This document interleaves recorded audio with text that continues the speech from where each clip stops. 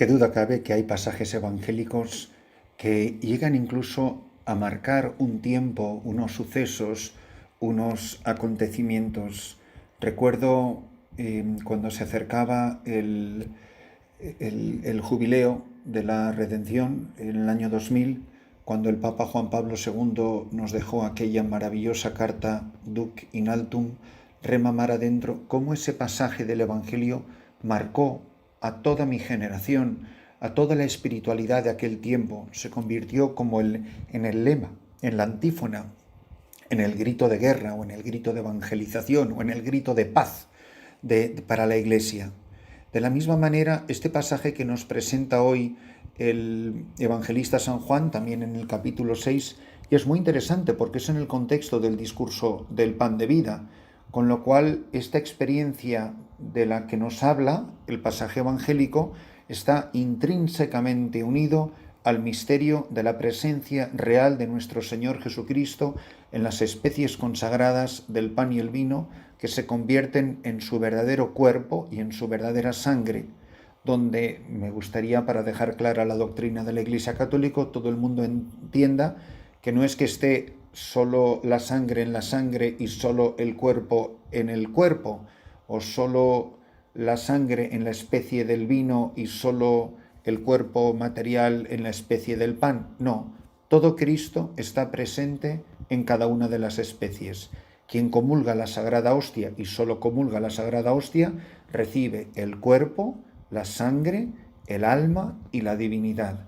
Quien recibiera por la causa que fuese solamente el Santo Cáliz de la preciosa sangre, recibiría también el cuerpo de Cristo y no solo su sangre, recibiría también su alma y su divinidad.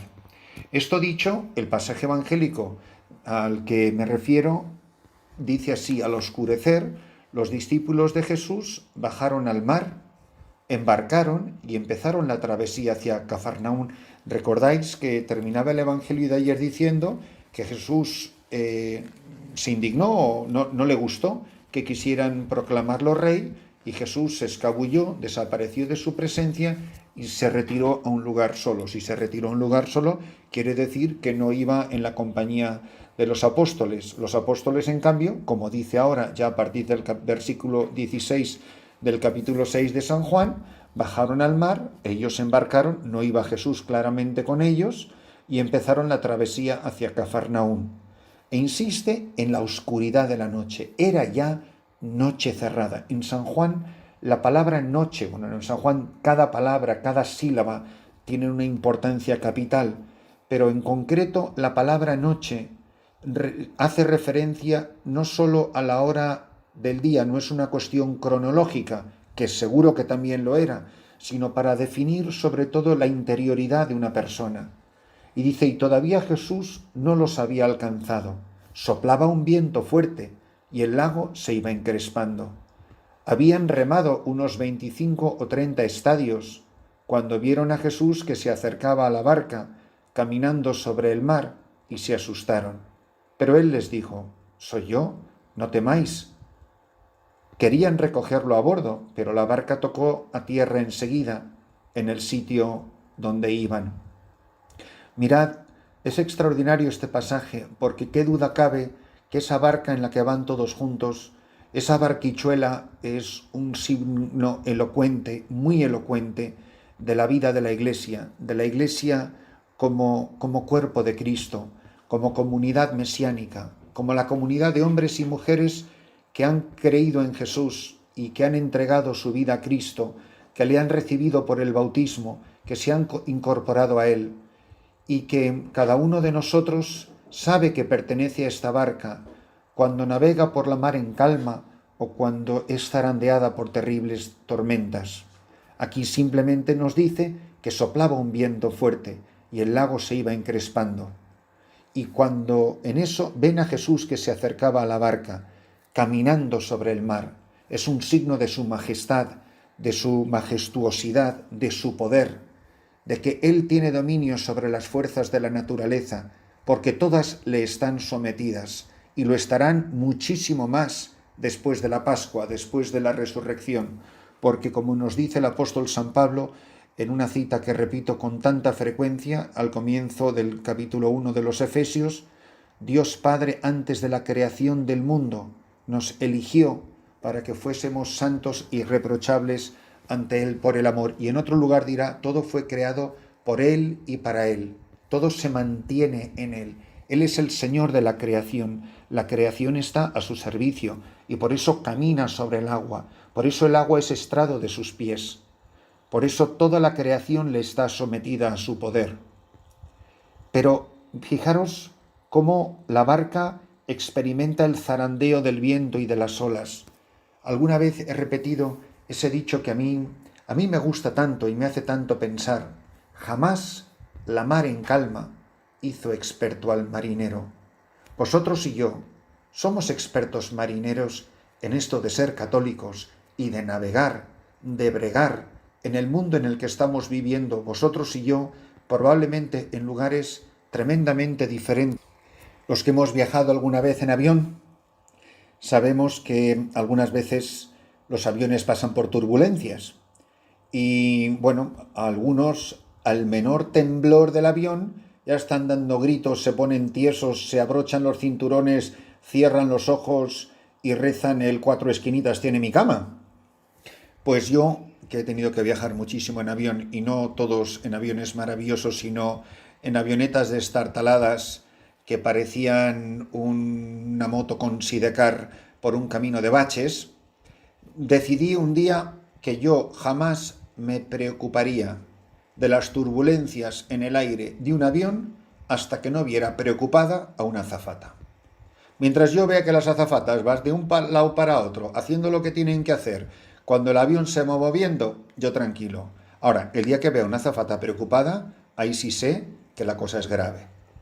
Pues mirad que nosotros, que seamos estos expertos marineros, que hemos navegado por los mares de este mundo, que hemos experimentado el zarandeo del viento y de las olas, y cuando venimos ya curtidos de 1000 batallas, esas cosas de la vida tampoco nos preocupan gran cosa.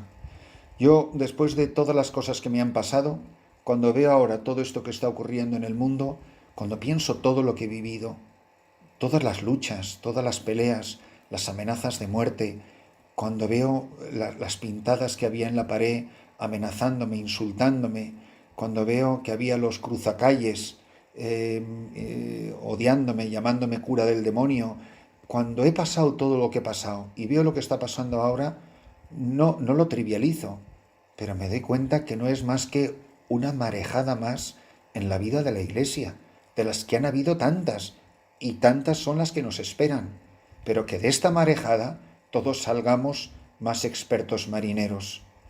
Y mirad, cuando los apóstoles se tenían que enfrentar a todas esas situaciones espantosas de lucha, de persecución, de acoso continuo por parte de las autoridades, fueran romanas o de los judíos, etc., dice los Hechos de los Apóstoles que iban creciendo el número de los discípulos y crecieron tanto que hasta se vieron envueltos en un conflicto, porque había los de origen griego y los de origen judío, pues que no se sentían tratados por igual, y ahí es donde se eligen a los famosos 7 diáconos, que serían los primeros en incorporarse al orden sacerdotal para la asistencia de los menesterosos, y así aliviar a los apóstoles de esa tarea. Y es muy bonito porque dice que fueron elegidos, les propusieron, la comunidad propuso a hombres de buena fama, llenos de espíritu y de sabiduría, y les encargaron